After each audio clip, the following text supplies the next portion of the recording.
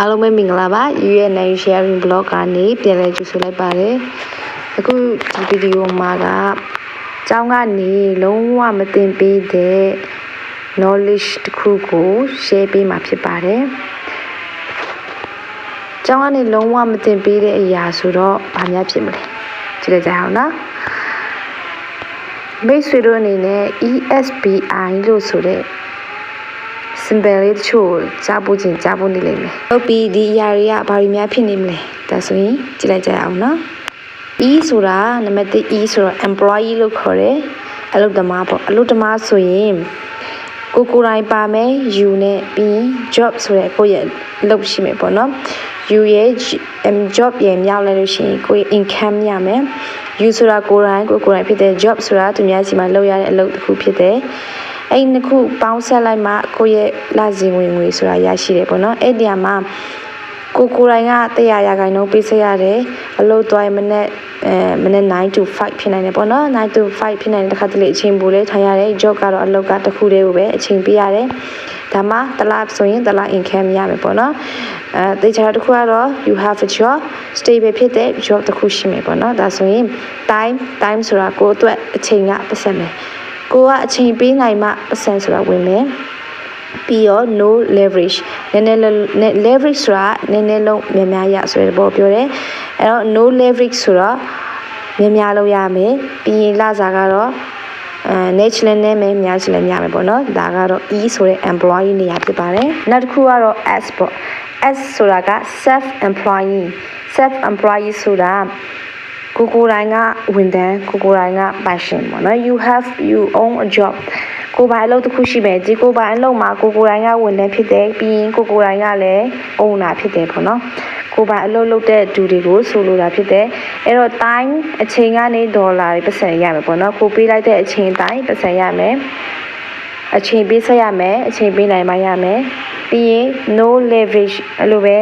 နည်းနည်းလုံးမှနည်းနည်းရမလားဒါမှမဟုတ်များအချိန်ပေးပြီးလုံးမှနည်းနည်းရလာလားပေါ့နော်ဒါကိုအပေါ်မှာမူတည်နေတယ် trading time for manifesting over everything ကိုယ့်ရဲ့အချိန်နဲ့ကိုယ့်ရဲ့ငွေနဲ့ကိုလဲနေရမယ်တခုလို့ရှိရပေါ့ကိုယ်တိုင်က self employee ဖြစ်တယ်ကိုယ်တိုင်က owner ဖြစ်တယ်ဆိုတော့အပေါ်ကနေအလုပ်ရှင်ကနေပေးတဲ့ pressure ကတော့မရှိဘူးပေါ့နော် employee ဆိုရင်အပေါ်ကပေးတဲ့ pressure တွေ PR တွေရှိနိုင်တယ်ပေါ့ self employee ဆိုရင်တော့ဒီရဲ့အပေါ်ကပေးတဲ့ pressure တွေမရှိနိုင်ပါဘူးဒါဆိုရင်နောက်တစ်ခုကတော့ B ဆိုတာ business owner ပါစီးပွားရေးလုပ်ငန်းရှင်ဖြစ်ပါတယ်ဒီ business owner မှာကိုက 1% အလုပ်လုပ်ရုံနဲ့ကိုက 1% နဲ့ people ကိုရဲ့ဝန်ထမ်းတွေ employee တွေ100%နဲ့မြောက်လာလို့ရှိရင် income ဆိုတဲ့အရာရပါတယ်အဲ့တော့ကိုကbusiness owner ဖြစ်တဲ့အတွက်ကိုကပိုင်ရှင်တယောက်တည်းပဲပြီးရင်ကိုလုပ်ငန်းလည်ပတ်ဖို့အတွက်အလုပ်သမားတွေငားမယ်ပြီးရင် corporation တွေခေါ်မယ်ပေါ့နော်အဲ့တော့ကိုနဲ့အဖွဲ့အစည်းကို environment ကလုပ်ပေးမှာဖြစ်တဲ့အတွက်ကိုက1%ပဲကိုရဲ့ environment people တွေက100%ပေါ့နော်အဲ့တော့ဒီနှစ်ခုမြောက်လိုက်လို့ရှိရင် income ရတယ်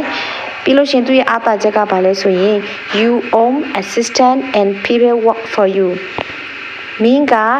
စနစ်တစ်ခုကိုပိုင်နိုင်မယ်ကွာစနစ်တစ်ခုကို community တစ်ခုကိုပိုင်ဆိုင်မယ်ပြီးရင် people work for you လူတွေကအမင်းအတွက်အလုပ်လုပ်ပေးနိုင်လိမ့်မယ်အဲ့တော့ဒီနေရာမှာပတ်စံဝင်တဲ့ပုံစံကတစ်မျိုးပြောင်းသွားပြီအရင်အပေါ်ကနှစ်ခုမှပြောထားတာကကိုယ့်ရဲ့အချိန်ကနေပတ်စံဝင်တယ် business owner ရောက်သွားတဲ့အချိန်မှာလူတွေပေါ်မူတည်ပြီးတော့မှကိုကပတ်စံဝင်တယ်ကိုယ့်ရဲ့ပတ်စံကို